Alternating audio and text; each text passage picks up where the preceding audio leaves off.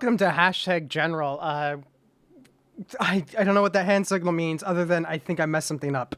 I'm one of your hosts, Logan Sully, and joining me as always is Chris Sagamura. How are you doing, Chris?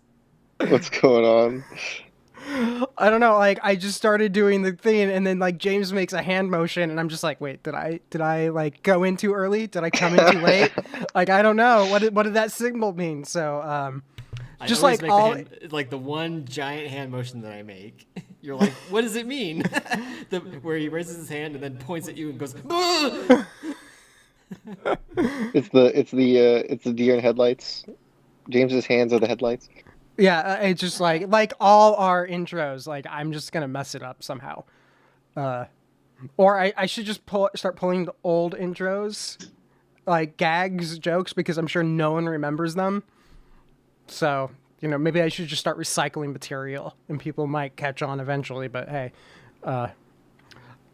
anyway, I love the fact that right before we recorded, how Sam came in and was like, "Why are you talking to someone instead of texting?" And it was just like, She's yes, right. yeah, this is a great question. Other than the fact that I like your comment, like if you and I wrote a blog, it'd be 50 pages long and no one would read it.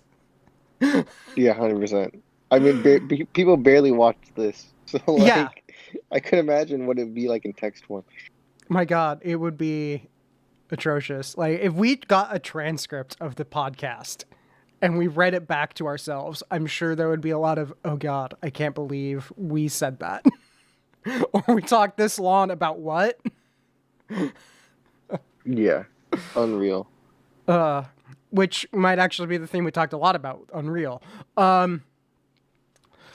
Anyway, what have you been up to? Nothing. Started a new job. Been doing that for a couple weeks now. Been pretty happy about it. Can't talk about it yet, but I can talk about it in a couple. We'll talk about it eventually. We'll talk on the about it. show. It's on the. It will appear on the show when we can talk about it. Yeah, but very very having a good time with doing that. So Yeah, no, I am privy to some details, and it honestly just sounds like a great job for you. So I can't wait till we can talk more about it. yeah, super excited. Yeah. What else has been going on? Playing anything or watch anything interesting, or just I know we're gonna talk about Falcon Winter Soldier, but I've watched yeah. that about 3 times now. Okay, Um, but I know it's on the list, and we're going to talk about it. Did you actually watch Justice League or no? Snyder Cut. Yeah, the Snyder Cut. I watched a good amount of it, and then I was just like, I Okay. still don't care. No, I no. turned it off. I guess. Well, like it's kind of jumping ahead, but as I described it, I think on one of like the little social posts, I watched it, so you don't have to. So we'll Yeah, talk about that. yeah. I Um, watched about a hour of it, and I was like, okay, I get where this is going, and I was like, okay, cool, yeah. thanks. Anything else going on, or Um, Nothing really that I can think about.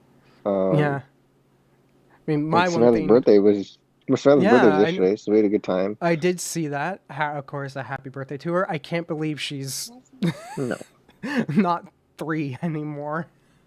Because I think yeah, that's the last time I saw her. I think she was 3. because COVID. Yeah, it's Yeah, crazy. it's not, it's not Yeah. fun. No, but fingers crossed on vaccines and in Yeah, person. California's leveled out, which is both good and bad because Yes, uh, agreed. you know, not spreading COVID is good, but also not lowering the number is not as good. Yeah, Um, so yeah, we've leveled off for the past like I want to say week or so now. It's been pretty level, stable. yeah. So, I you know, keep hearing that it's just a matter of now weeks to maybe a month before our age group might be able to get vaccines. ooh. So, Yeah, yeah, Jenny got vaccinated. She got the Johnson & Johnson. yeah. Well, she's And also so food service, right? right. So the thing was that she was telling me that I should get vaccinated and all that stuff. And I should have get looked for an appointment. And I was like, look, I just stay home, and I make memes on the internet, and I don't go anywhere. I'm at very, very low risk of anything, and so I should not be taking up a vaccine or an appointment from anyone else. Yeah, I'm in the same boat. Like, my job, I'm able to do fully remote. And even when, like, vaccines happen and all of that, like, once another new normal establishes itself, I'm probably still going to be working remote. Like, my job, basically, this just flipped a switch that had been talked about pre-COVID, which was, do we need an office or should we, like, do more, like, remote type work? And this kind of has pushed it into the category of where it's just when it has, as time has gone on, the conversation has gone from how many days a week do you think you should be in the office to how many times a month do you think we should actually meet in person? And it's so I'm like you, I'm just like, I don't want to take a slot from someone where their livelihood would be vastly improved by getting a vaccine. Yeah, it's just My not as income, important to yeah, me. my income is not impacted in the least. It's just, it would be nice to see everyone. And so if they're true, or if it's true, and they are going to have enough vaccines to where everyone can get vaccinated in May, great. I hope that's the case. I would love, because for me, that would be like, if everyone's getting it in May, that's lining up with like my birthday at the end of the month. I might actually be able to see my friends for the first time in over a year for my birthday. Talk about the world's best birthday gift. Don't want to get my hopes up too high, but I'm at least, thinking that that's a possibility, which if you had asked me that maybe even a month ago, I would not have thought it at all. Yeah, So yeah, I've checked and I know I'm just so far down the list that I can't even sign up for an appointment through my healthcare provider yet. So it's just like, if I got the yeah, vaccine, it's not like because I've gone somewhere and either jumped a line. But I've also heard from like third party is that some places they want people to just like, they might have more vaccines and they have people with appointments. And and the thing I heard was that a lot of healthcare providers were telling people, no, if you know that there's more vaccines than appointments or people who are scheduled for it, like, you're going to need to get vaccinated anyway. We'd rather give someone the shot than have to toss the vaccine, which is honestly the other outcome with a lot of the vaccines is if it's not used within a certain amount of time, they have to throw it away. And they're like, we'd rather just, give it to someone. And it's like, okay. So I guess if you hear something like that, then take advantage of it. But I don't want to I'm not going to do cutsies in line. yeah, I'm of the same belief. So Yeah. But hey, summer. Maybe we yeah, could do the show together in person in the future. yeah, But let's move on. Enough COVID. We got enough of that in the world. Let's briefly talk games. A little bit of news that I found exciting. Because I've been playing around with Game Pass. Like I subbed for a bit at the end of last year, and then I actually re-upped it after this news broke. But EA Play is now actually, it was bundled with Xbox Game Pass if you have the console, but it has now finally come. EA Play has now finally come to Game Pass on the PC, which means you basically get the EA's a lot. catalog, not like their new content. If you want their new content, you still have to pay for it.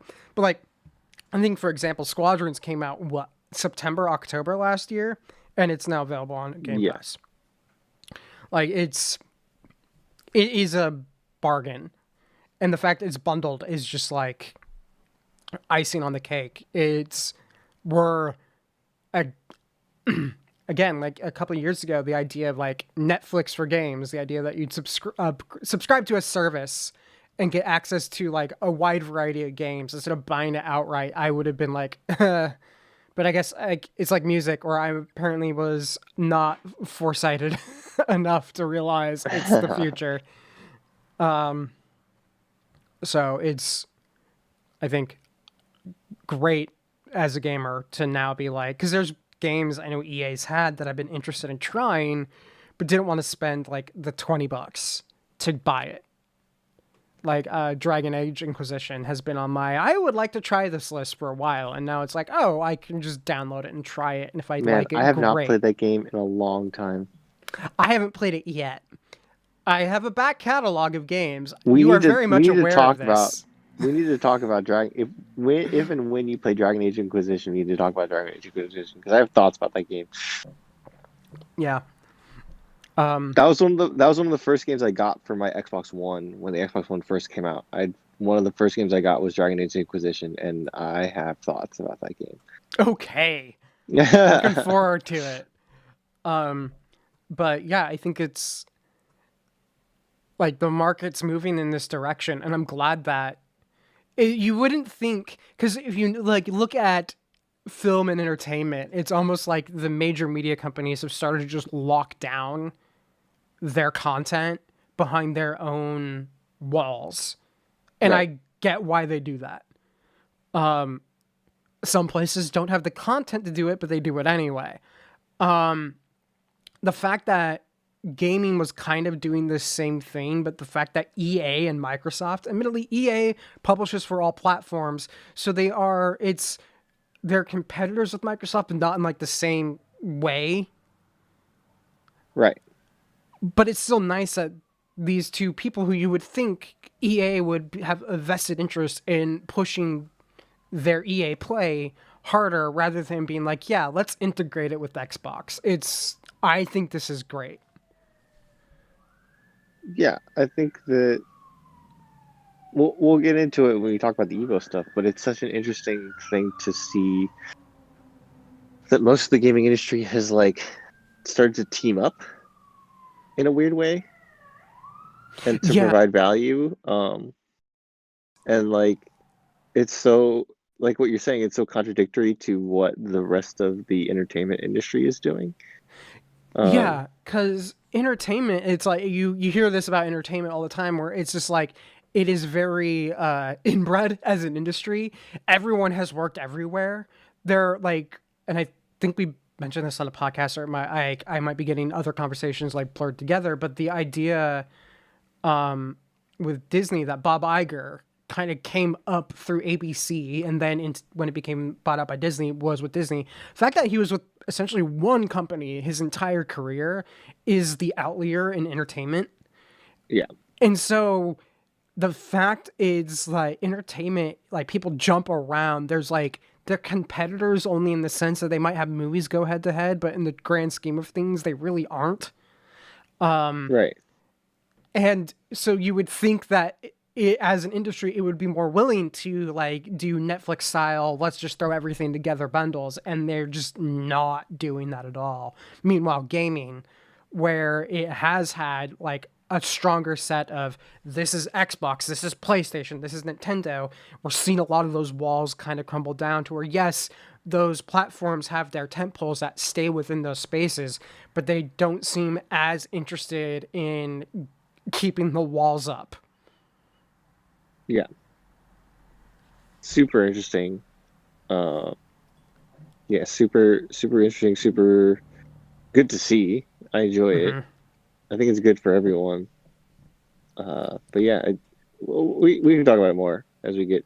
There's a Yeah. lot of thoughts with the Evo stuff too. This Yeah. one plays into the same idea. Yeah, well, why don't we'll jump over to that? Esports making its first appearance in since I had to change our slide appearance, so a very long time. Like I actually had to make the transition yesterday. The big news in esports was that Evo was bought out by Sony. Yeah, so Not I'm just Sony. I think it curious. was like a group, but Sony Yeah, is so one of the it's major ones. RTS. It's an Endeavor branch. It's basically a content and like marketing uh, advertising firm place thing. Um, so I'm curious from your kind of like outsider perspective, like obviously my feeds went nuts and like either my work feeds and my personal feeds all went nuts with the news and stuff like that.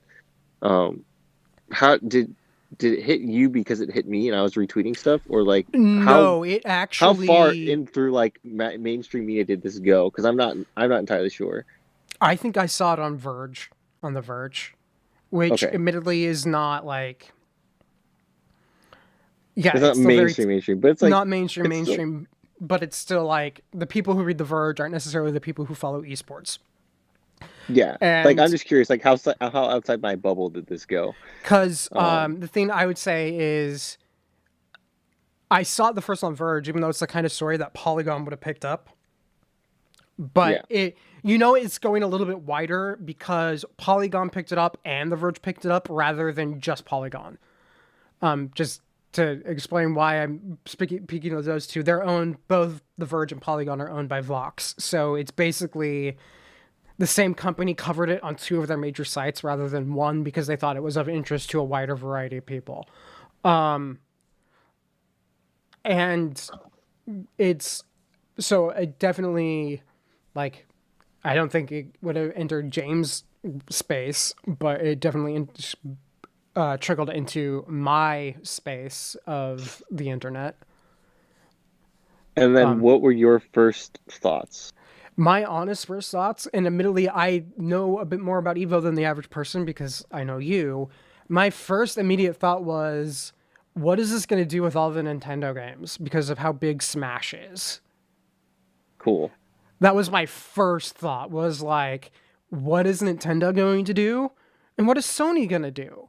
Because if cool. Sony is a major player here, I don't want to see like, and I know you'll be able to explain more. My first thought was, I'm like, is this going to be like is Sony going to work to make it focused on Sony, the PlayStation, and Sony owned titles, or are they going to be very hands off? Cool. So that was my immediate Okay. thought. Tell me why I So you're shouldn't not right. worry or why I should. You're not far off. So full disclosure, I knew talks were happening for a while. Like this has been in the works for a really long time. I didn't know it was done, but you know, obviously now it's done. It's a done deal. Super exciting. So Sony, well, both Evo and Sony made statements, and the Cannon brothers and Markman, who are huge people within the fighting game scene and huge kind of fighting game figureheads and sort of help run Evo. Well, all of them have made statements saying that nothing changes pretty much.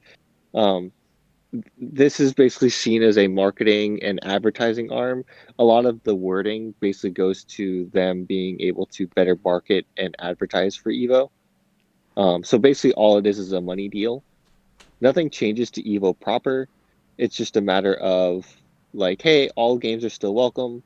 They already made statements saying all games, all consoles are still welcome to Evo, and not like nothing on that end really changes. It's a thing where like for tech, so Evo Online 2021 is happening.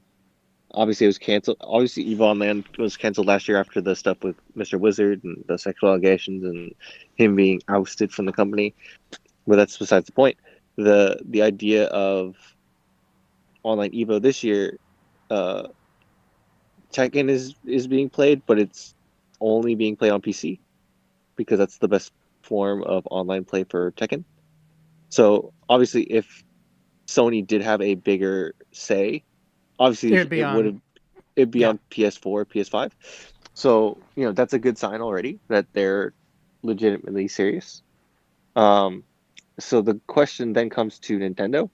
So like I said, well, like most people kind of agree, it's you shouldn't be worried about Sony being an issue here. It's whether or not Nintendo wants to play ball. And so, given Sony's action so far and Evo's action so far, the ball is really in Nintendo's court.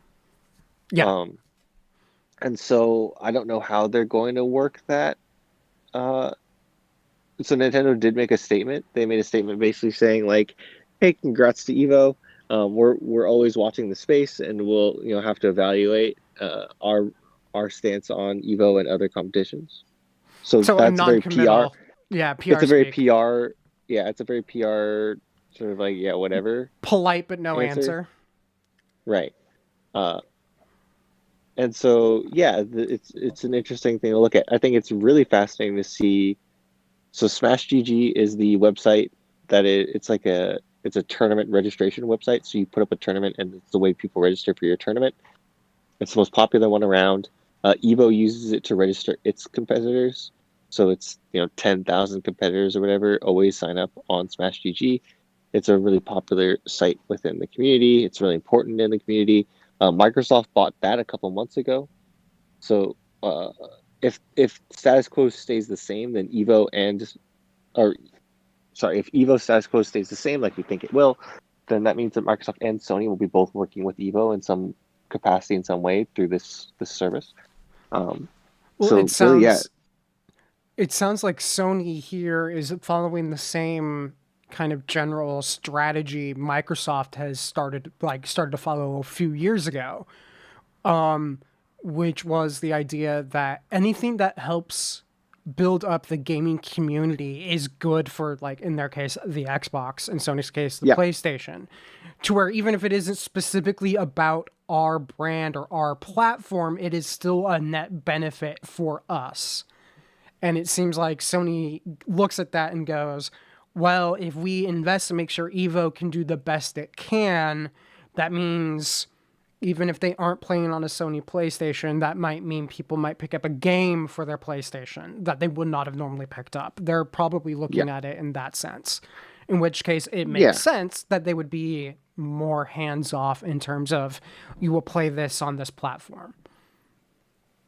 definitely, yeah. I think that's the kind of smart move, and I think the idea with uh them buying Evo, I think Evo as a brand is so synonymous, and the fighting game scene is so synonymous with sort of like community building and having uh kind of a strong uh inclusivity within multiple consoles, multiple games, multiple generations. Like I think them buying Evo in particular instead of other fighting game brands. Obviously, it's different because they're the largest one, but I think that it's different where if they bought like Combo Breaker or CEO, but no, they bought like kind of the King of the Hill here, Yeah. uh, where it does show a certain level of understanding, community understanding that like, hey, this is the big fish we need to go after.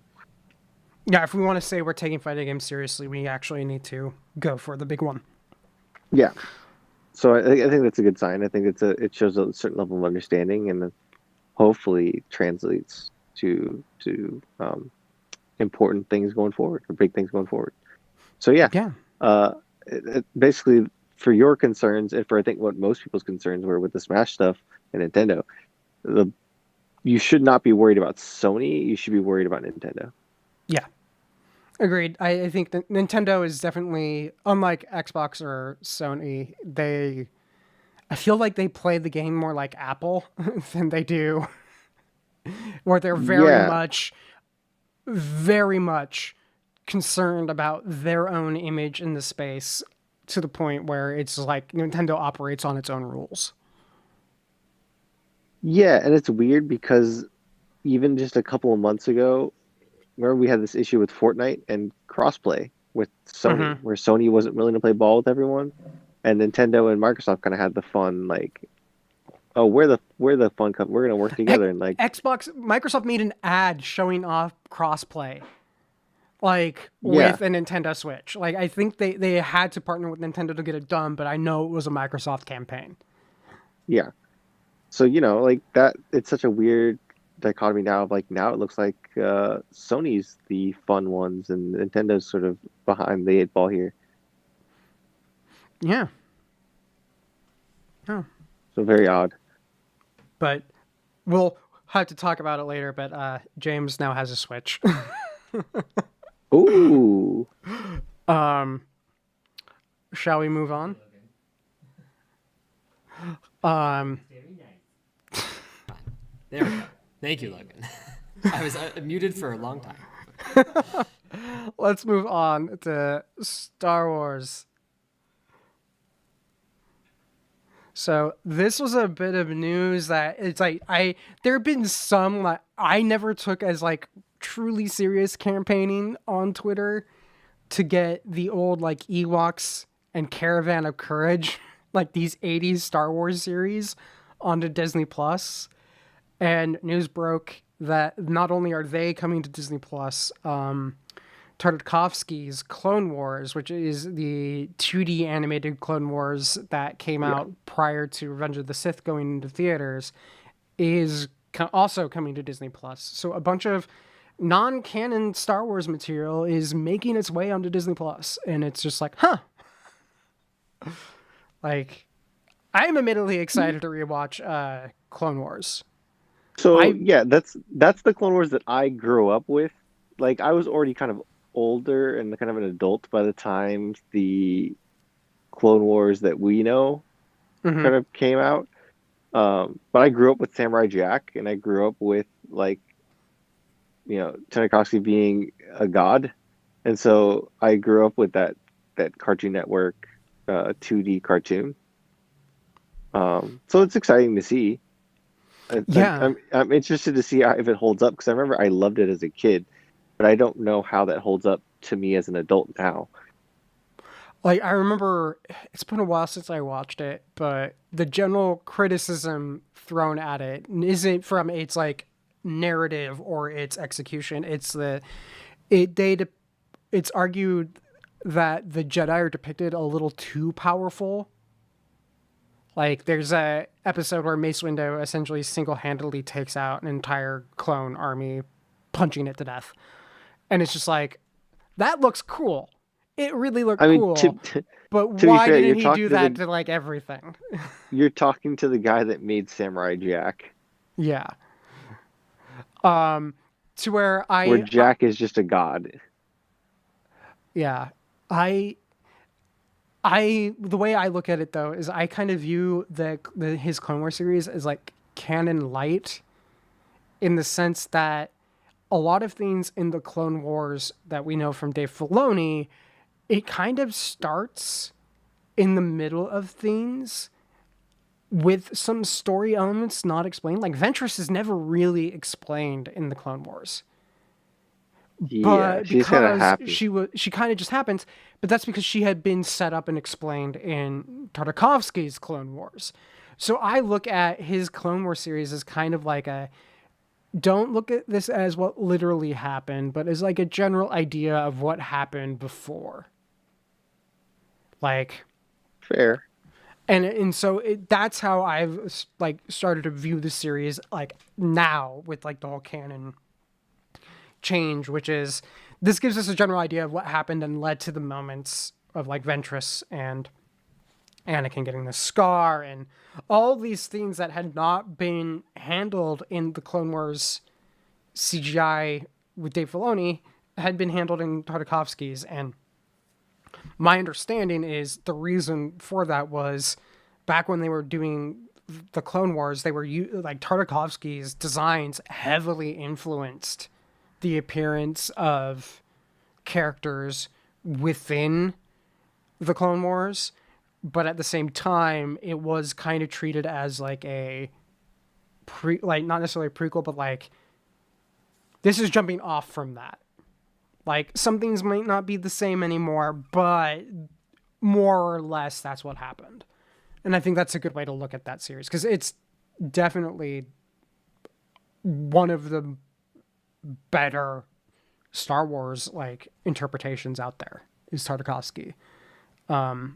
So I'm excited to see that coming to Disney Plus. It's also like I've noticed, especially in like the past 6 months, it feels like Lucasfilm is embracing more of the non-canon material and like kind of bringing it back in a way where it's still not canon, but like obviously this was such a good execution of Star Wars that we just wanted to bring it back. Like they're doing a remaster of Republic Commando. It's just like we've talked about how there's rumors about Knights of the Old Republic remaster, and it just seems like with the moment I saw the Republic Commando one, I was like, Knights of the Old Republic are being remastered. Just seems more and more likely the more stuff that comes out in the gaming space for Star Wars, because they're bringing back stuff where, yes, we can definitively say that Republic Commando is not a canon story, But people loved that game, so why not bring it back? Knights of the Republic, not a canon story. People love that game, let's bring it back. And you know what? I'm glad that Lucasfilm now feels comfortable bringing that stuff back. Yeah. So that was, I think, like the big Star Wars news, honestly, the past few weeks was just like, oh, things that I honestly did not expect to ever happen happened. Cool. I might actually watch Caravan of Courage now. Oh God! You never know. You never know what's gonna grab you because sometimes some people love it, so I'm like, who knows? Maybe I'll love it, but yeah, you never know. But in other Star Wars news, around midnight last night, I finally beat Jedi Fallen Order. You did, and I'm super excited for you. We kind of briefly talked about it before we recorded. It's such a fantastic Star Wars story, and it took me realizing the thing that was holding me up, and this kind of goes into a general thing I don't like in most games anyway, and I wouldn't consider it a criticism of this game. And if you took this as me criticizing Jedi Fallen Order, you're missing the fact that this is a personal preference of mine, not a comment on like the caliber of the game. I just don't really like a lot of puzzles, because I usually, when I'm sitting down to play a game, I'm not doing it. Like, I love strategy games. Clearly, I don't mind thinking while playing a game, but oftentimes when I'm doing like an adventure type thing, like a puzzle can start to frustrate me because it starts to feel like it's a barrier to me finishing the story rather than like an achievement to overcome. Sure, like, that's fair. Fighting a boss, like fighting the big, I think it's like the Gorgoth on Dathomir. Holy crap, that was fun. That was great. The fact that I kept missing it, and when I was like getting thrown off its back and having to fly and land on it again, started to become very frustrating. And that's kind of just how I feel about a lot of puzzles or anything like that, where it's like, yes, I get that there is a school of thought in gaming where the best in gaming is when the player can do all of the interactions and it's not done in a cutscene. And I am on the complete opposite end of the spectrum of where I'm like, if there is something to where if I as a player just do something slightly wrong and it interrupts the flow of your narrative, I'd rather just have a cutscene that I watch and feel really cool. And the thing that had been slowing me down had honestly been, I realized I'd be really enjoying the game, and then I'd have to return to Zepho, and then I would just be like, okay, I'm done. Because inevitably I would run into something on Zepho, one of their puzzles, and I would just be frustrated enough that I'd get to like a save point, and I'd be like, okay, I've done enough for today, and then I just would not touch it for a couple months. Because I was just like, I don't want to play the puzzles. And this is something that I've also noticed in like, I talked about it with Charles in Dungeons and Dragons when he was DMing us playing like Tomb of Annihilation. I was playing a bard character who would have like loved puzzles. Like the character would have been like puzzle loving. This is awesome. Let me at it. And I am not that as a player, to where at one point Charles and I were talking about like puzzles that were built in because Tomb of Annihilation is a pre-written campaign. I'm like, I'll just be honest. My character, totally 100% in that, he would sit there, he'd stare at it, and he'd solve it. Logan, the player, hates it and just kind of shuts down. It's just like, I'm not interested in it. I don't want to deal with it.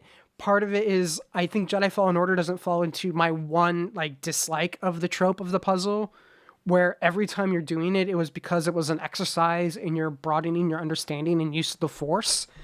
But if I ran into, and I love this sequence, but if I ran into the opening of Raiders of the Lost Ark, if you sit there and think about all of the traps in there, there's a whole lot of questions of like, wait, so you built in a bunch of traps to keep people out, but then you also built a trap where if the idol is taken, it just rolls people. Like, do you have like a reset button? Like, what is the point of all this? And I find that a lot of those type of puzzles really quickly run into my, why did someone build this in here? This doesn't make sense. Like, why would you, Right. if you wanted to keep it secret, why would you like, well, if you solve the riddle, you can find the thing. And it just, thankfully, Jedi Fallen Order didn't fall into that, but it definitely fell into my, I don't like dealing with like, let's see, where do I move the little sphere? Like, how do I move it around to unlock the thing so I can move up and climb out? And I'm just like, I'm over and I'm done. Like, it's like, I don't want to spend a lot of time on stuff like that. And just Zepho, honestly, sucked that out of me, because that is like 90% of Zepho is roll around and do that. At least it felt like to me. Yeah.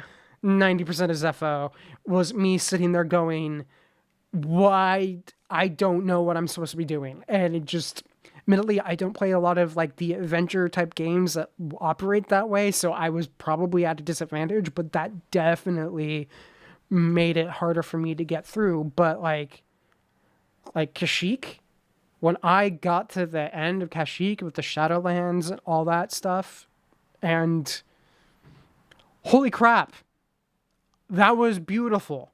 I loved it. Yeah.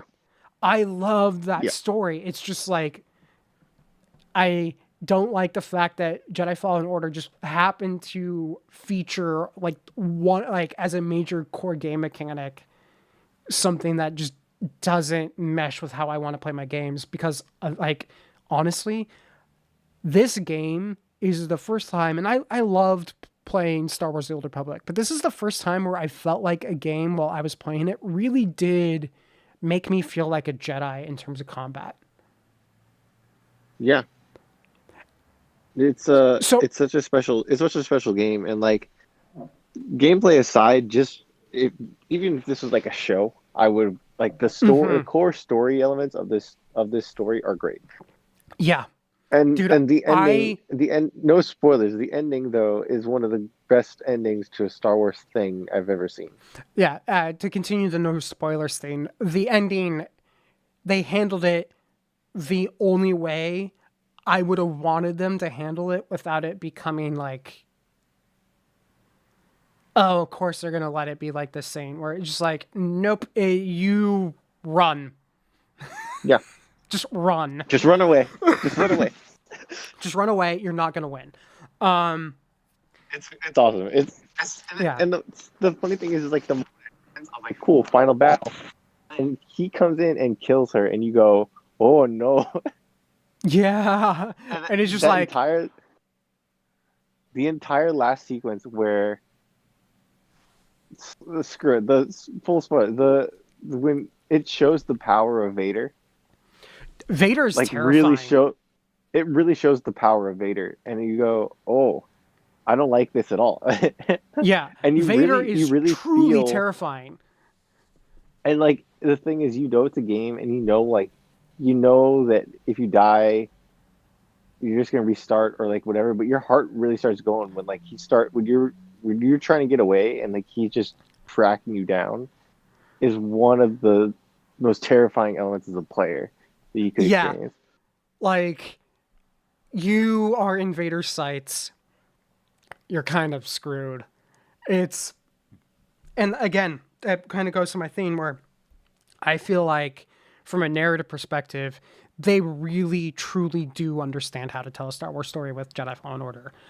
Like, absolutely 100% nailed it. Because if Vader makes an appearance, like, to look at the flip side, where we do have characters engage and fight Vader.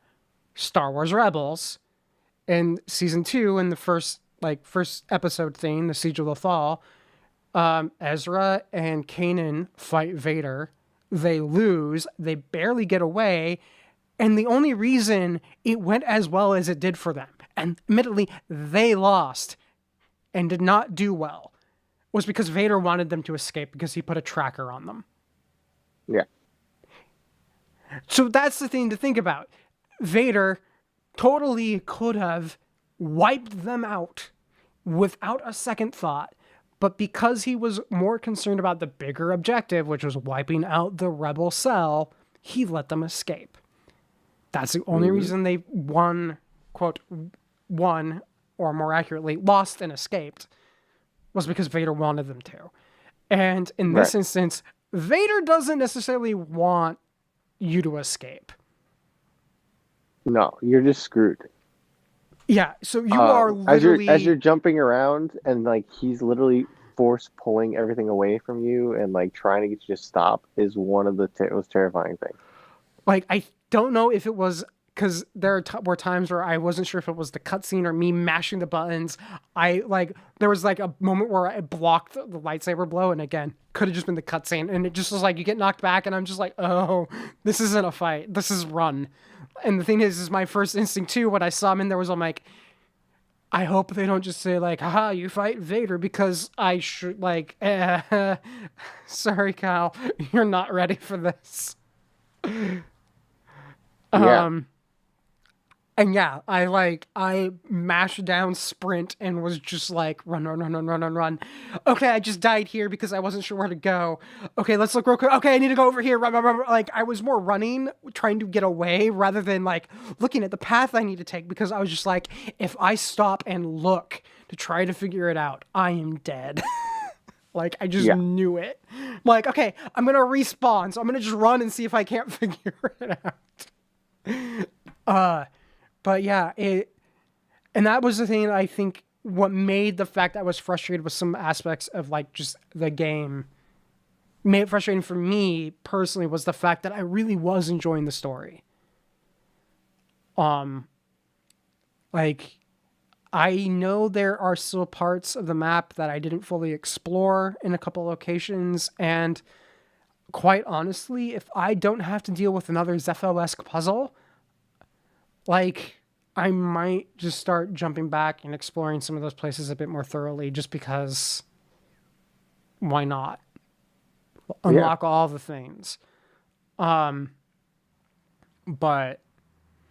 yeah, and again, my frustration is entirely like based on my personal preferences, as like I felt like it last night. I was having like the Lethal Weapon with Danny Glover's character, I'm too old for this shit moment, with a lot of those things where it's just like I'm sitting back to play and relax, and this isn't is not helping.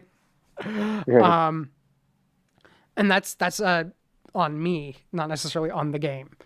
Like, if there's a Jedi Fallen Order 2, which there's been lots of rumors about, like, I think they talked about making sequel. I think they're making a sequel. Yeah. Like I think they've announced Like, they're making a sequel. oh, did they announce it? Like, last I heard, it was just very, very like one of those poorly kept secrets in gaming was Jedi Fallen Order 2.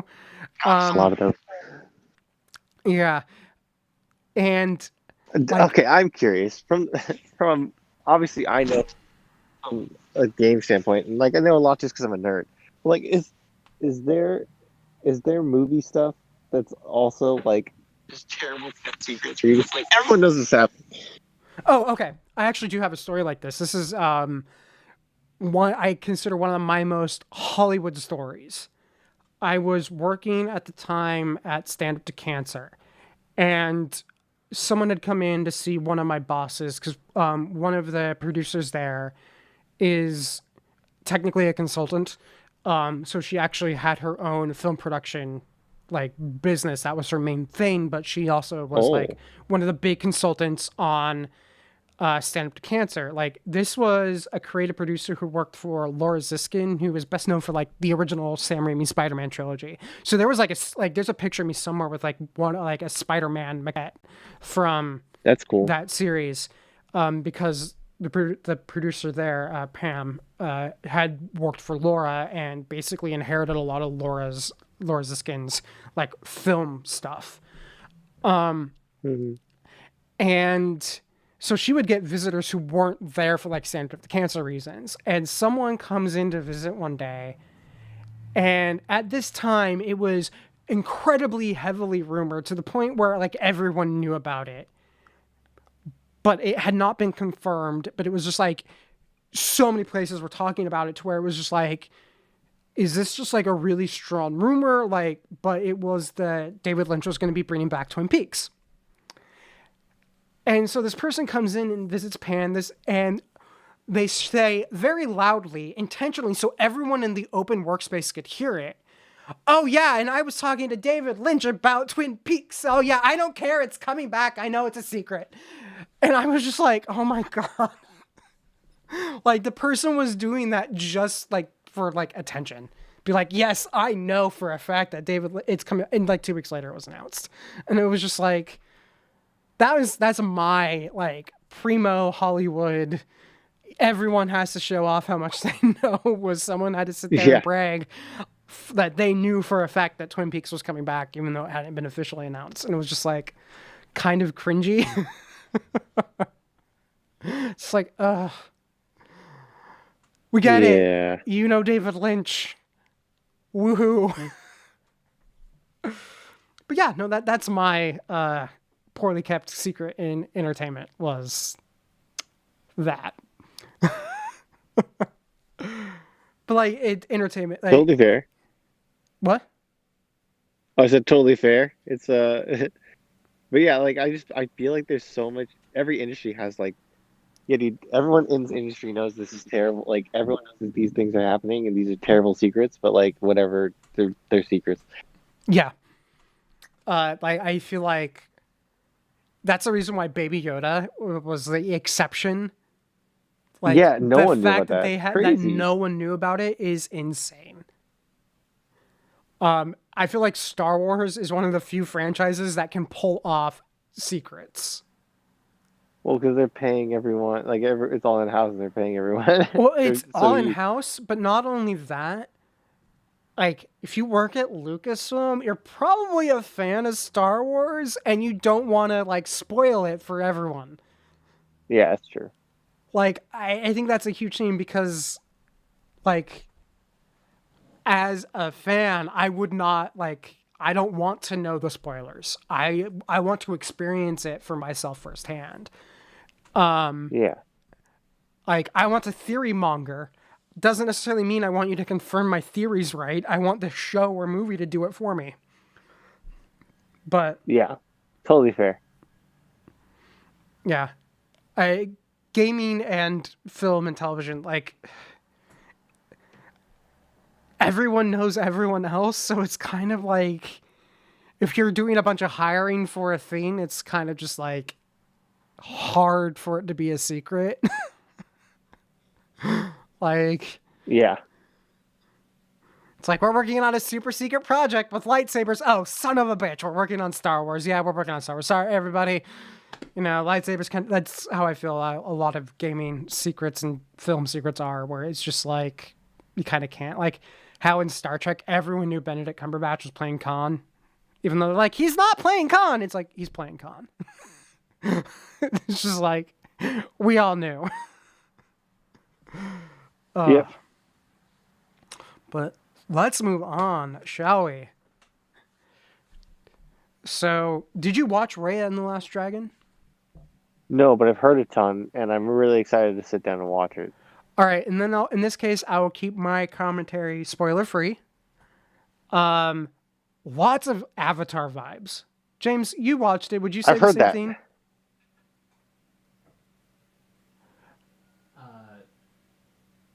Okay. You mean the Last Airbender, that Avatar? Yeah, that Avatar, not the other Avatar, the real Avatar. Yeah. No, I mean, I didn't notice it at the time, but like you mentioning it is like, oh, of course, yes. It's Yeah. like all these kind of like different groups that all have like their different skill and da da da da. I mean, Yeah. It It's good. feels like, honestly, it's one of those. This is a movie which is, it's really, really good. And I would be interested in seeing, like, Disney explore it. They're gonna. Yeah. Where it's like, okay, this feels like something that would have, like, a very good tie-in TV series. that's true. Yeah. It's like because it's like, hey, these new friends have to put society back together, and Yeah. all the shenanigans that happened after. Yuck. Go Team Avatar. Yeah. I mean, go Team Raya. It's just, Yeah, I think that's a pretty natural evolution of like, because I mean, come on, they're making a Monsters Inc. show, they're Yeah. making a Big Hero 6 show. Like, I feel like just any kind of thing like that, like especially with Disney Plus now, you can easily make a show out of all this stuff. Yeah, so I Especially if it's wonder. good. Especially if it's good, Yeah, you saw the trailer, right? of course. Yeah, Yeah. I'm really excited The to sit and watch it. But one thing that I really didn't like in the trailer was Con Baby. I did not yeah, hate Con Baby as much as I thought I would, but I would still argue that that is like the one thing that I wish that they hadn't kept. Like that's like if I was allowed to go in and make one change, I would be like, no Con Baby. That's it. yeah, That's my one complaint about that movie. fair. Is Con Baby. It's just like everything else is just like spot on. It actually reminded me with some of how the animals functioned. It reminded me of some of like Brandon Sanderson's writing, especially his Stormlight Archive, with how the animals aren't like we recognize them, but they don't like quite fit our how like animals function in like our world. But we can like there's a point of commonality to where we kind of understand what they are. Right. So yeah, it definitely something I'm like I can see Disney exploring this more, and I kind of actually wouldn't mind that. Well, Raya so far has been really involved in the parks reopening. Like if you look at the Disney store at Downtown Disney or any kind of merchandising for Disney, especially in the parks, it's all Raya right now. And then I know for Disney World, since Disney World's already open, uh, a lot of specialty food items are Raya themed right now. So Disney's pushing really hard with her, and I think they understand like, hey, it's new, it's different, it's really good, and like I think they understand the marketing potential of her, and they think it's seeing them do that this early is a good sign for the franchise kind of continuing onwards. Yeah. Also, because it has to be said, heart Kelly Marie Tran because f the haters. Yeah, Both her and Aquafina, I think, did a fantastic job in this. So again, f the haters. Because Kelly Marie Tran deserves all the love in the world, given all of the bullshit hate she got after Last Jedi. So yeah, yeah. totally agree. Let's move on to the next thing, which is as I literally captioned it on the Twitter post in like the little image. I watched Justice League so you don't have to. I did sit and watch the full 4-hour film. So, thoughts? It reminded me a lot of the 2017 Justice League. A mediocre film, but now it's 2 hours longer. So from what It's I've heard is everyone said it's better and it's less confusing, but it's still not good. yeah. And I would even be hesitant to call it better. It's the plot makes more sense, but the like the editing is it's and I know I was guilty of this in film school where you are like overindulgent and don't want to cut anything down because this moment is just so great and it's just like it actually isn't or it's not adding to the story. It just the plotting and everything just was all over the place. So it was, I would argue, poorly edited. It like was he divided it into chunks, and it wasn't like each chunk functioned as its own coherent story. In fact, like the first one, which is mostly like Batman going around trying to find out, like there was so much stuff that I saw while watching it where I was just like, oh, and this can be cut. Okay, and this can be cut. And this can be cut. I don't know why this is here. And then you watch like the entire film, you'll be like, oh, they started here with like, okay, it makes a bit more sense that you would start with Lois Lane when they did, but they like dropped her for like 2 hours. And then she comes back and you're like, Yeah. wait, why? Oh, it's It's not good. You are not required for story. Yeah, Come. it is. I know there's like, and the thing I found so crazy is I was like, okay, I just want to see what like Reddit is saying and what Twitter is saying because I'm like, I want to hear other people's thoughts. And the amount of people just waxing poetic, praising this as like the best superhero film they'd ever seen. I'm just like, no, guys, this is bad. Like there is somewhere in here a 2.5 hour movie that could be pulled from this 4 hour monstrosity and it's still not going to be good. All it is not good, but longer. And it kind of just goes down to, I think, like the core problem the DC expanded universe has is it never earned any of the moments it built to.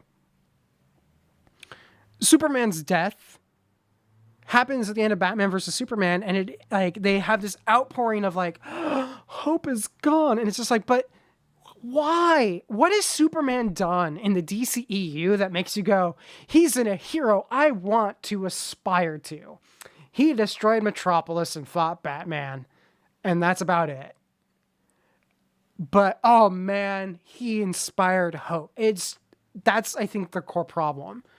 And it doesn't help your movie if its entire underlying premise is built upon like an argument that your other films in the series never actually achieved. And yeah, it's not good. It's not like kind of by the end of it was really just more watching to the end, just more to say that I did. So when I sat there and told people it was bad, people can be like, well, you didn't watch the whole thing. It's like, no, I watched the whole thing. It's bad. It was like, there are 3 different movies that they couldn't decide which one they wanted to make, so they decided to tell the story from all 3 and didn't do any of the 3 justice. Oh, and by the way, any of those standalone movies probably still would have sucked. Congratulations, Justice League 4 hours. Chris, you didn't miss anything.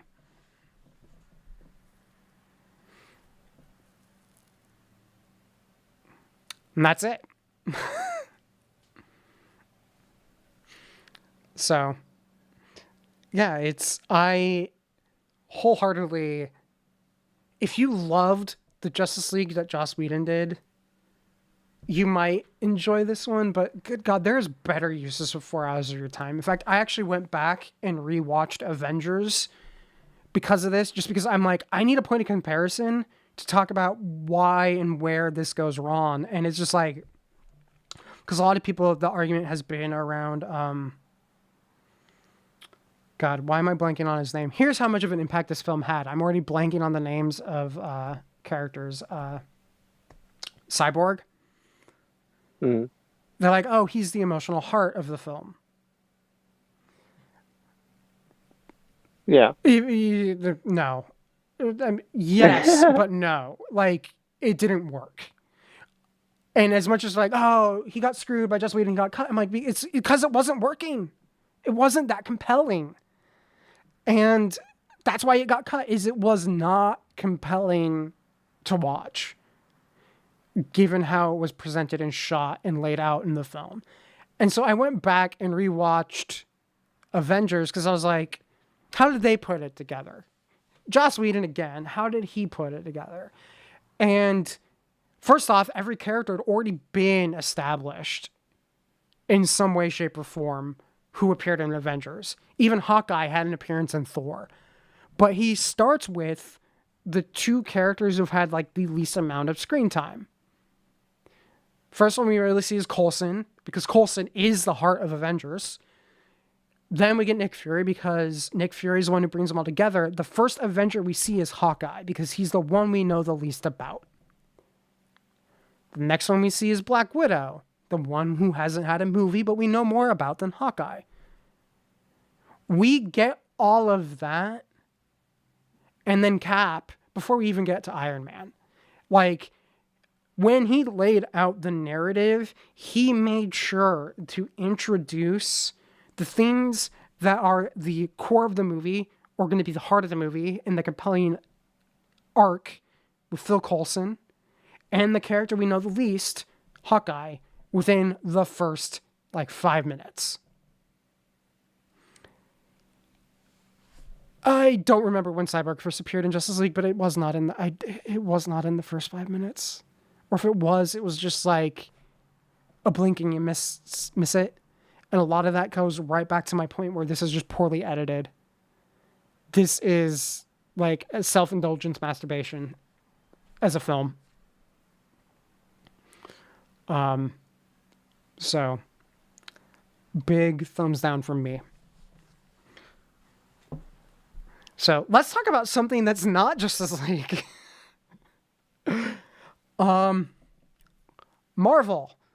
So Falcon and Winter Soldier, which was supposed to be the first Marvel series on Disney Plus, but is now the second, had its pilot episode come out Friday. Chris, what did you think?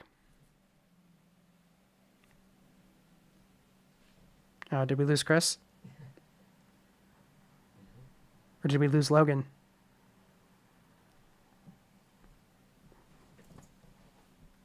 Chris, can you hear me? Yeah. Oh, sorry. Done with Justice League. What were your thoughts on Falcon and Winter Soldier?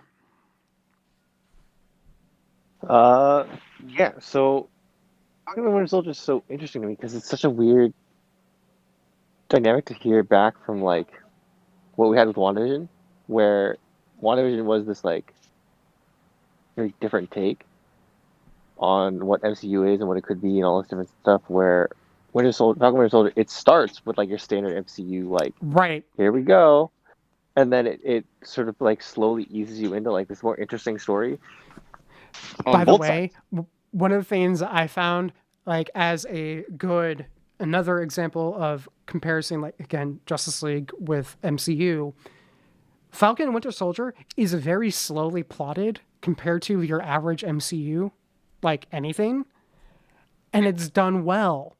Contrast that with Justice League, which is very slow and plotting and not done very well. It's just you can't even do slow right. No, I think it was, I love that they were willing to just sit down and deal with the personal finances of an Avenger. Yeah, I love that. It's just and this is something I've said where I felt like WandaVision didn't quite do enough of, but I was realizing WandaVision, again, was supposed to be the second one, and it wasn't supposed to be dealing with it, but because they were doing it with Falcon and Winter Soldier, and that is, they're dealing more with the personal impacts beyond just WandaVision and her loss of vision. It's just there's a whole bit with the personal financial status of, Blipped individuals. Sam, and dealing with Bucky, dealing with the trauma of being the Winter Soldier, and going to therapy. By the way, I loved how claustrophobic those shots therapy. were. Yeah, forced therapy.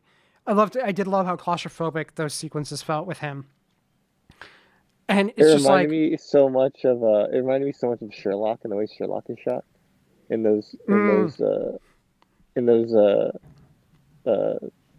therapy sessions that he has in the beginning of that Watson has in the beginning of those episodes. Yeah, now you mention it, I wholeheartedly agree. Very similar to what Watson was dealing with in the beginning of Sherlock. And I just love that they were willing to do it. The big issue in Sam's life right now that we're seeing in the series is overcoming the financial hole he's in with his sister over the boat that they grew up on. And it's just that is the thing they're dealing with. It isn't terrorists or supervillains, even though we do get a bit of a hint of that and groundwork established for that. But that's not what its focus is. It is saving the family boat. because Yes, 100%. they're shrimp fisher. They fished for a living growing up, and Yeah. it's just like this is the thing that I would have said MCU had been lacking in its all of the previous 10 years was just like this sense of reality, or not reality, but that their day-to-day lives were just kind of glossed over and not given focus or thought. Like, they might be a drop mention to it, or it might be something that the fans may know, but it isn't really alluded to or addressed in the films. And this is where Marvel TV is already showing that they're willing to do it. So I think kudos to them for, like, kudos for having Bucky in therapy, like, quite honestly. Like, just being, like, going, you know what? We need to showcase this for his character. That he is Yeah. going through getting help. He may not like it, but he's getting it. Yeah. And I love the sequence of him doing the 3-step plan. Yes. In the most, Uh, oh, I didn't break any laws. Oh, yeah, I it's didn't hurt anybody. yeah, it's brilliant. It's such a good thing. I will say that I'm interested to see how they, because it's only 6 episodes, so we don't have a lot of time in terms of like telling a deeper story like this. I think like they don't have a ton of time, so I'm curious how quickly they get Sam and Bucky together. Yeah, I And how was that happens. honestly, pleasantly surprised by the fact that they weren't together in this episode. Yeah, I Um, love the fact that you have to establish where they're at first yeah, I'm glad that they individually. did that instead of just throwing them together. Because they could have just thrown Yeah, them together and no one would have really thought too much about it. But I'm glad that they did that. I think, and James, is a spoiler tag up? I don't think there is. Oh, spoilers for Falcon and Winter Soldier. Okay, apparently it didn't go through. The ending where they show off the new cap. I think that's kind of the thing that's going to bring them together. Is I think Bucky's going to reach out and be like, "Yo, WTF with the shield." yeah. Uh, I'm curious how they're gonna handle John Walker as a character, because Yeah, in the comics he isn't necessarily a bad guy. Uh, Obviously, I think they're gonna use him as a the puppet of the government. yeah, he's But going to I'm be a foil definitely for Yeah, Sam. and I think that they're the smart way to do it would just sort of be like, yes, he is this foil, he is this kind of antagonistic character, but he's actually a good guy that they end up seeing eye to eye with more so than they don't. Yeah, Um, because I did a bit of reading up on the character, and it's just like where Steve Rogers was definitely more willing to go against the government and do what he thought was right rather than what the government wanted. It seems like this guy runs on the assumption that of what the government wants is right. right, So a little more authoritarian in his instinct, right. to where I think you're right. I don't think he's going to be I don't think he's going to be an antagonist so much as he's going to be a foil, and he's going to lose the mantle of Cap by the end. Or pass it on willingly to Yeah, to Sam, which I think would be great. Also, I love that they introduced Torres very quickly here, and I love that Torres. Though I love the way they're handling his character. no, I'm not Um, actually familiar with this character. I do like the character. I so he ends up being the Falcon when uh, Sam takes the mantle of Captain America. Torres becomes the new Falcon. Okay. Did not know that. So I don't. I like that. So I don't know. I don't know if that's like a direction they're gonna go, but clearly, like you can see him sort of taking the steps of like, hey, I'm new to this, or like I'm the fanboy kind of person here that you know I'm happy to be here and I'm happy to talk to you about this stuff and I He's want to kind do of the good. fanboy, but he's also not afraid to get his like hands dirty.